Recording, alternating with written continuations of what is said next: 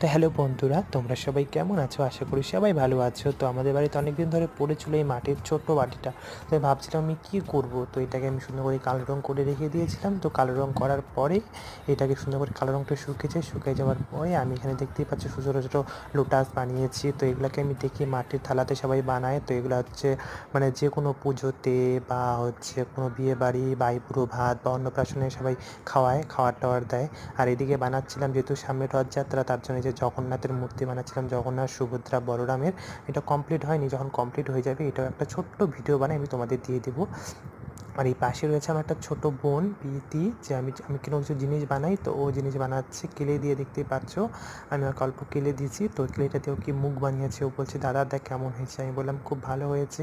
তো তোমার যদি আমার সুন্দর সুন্দর এই যে ডিজাইন যদি ভালো লাগে, তো তোমরা আমাকে লাইক করতে পারো, কমেন্ট করতে পারো যদি তোমাদের মন হয়। আর পরে আমি এই জগন্নাথের ভিডিওটা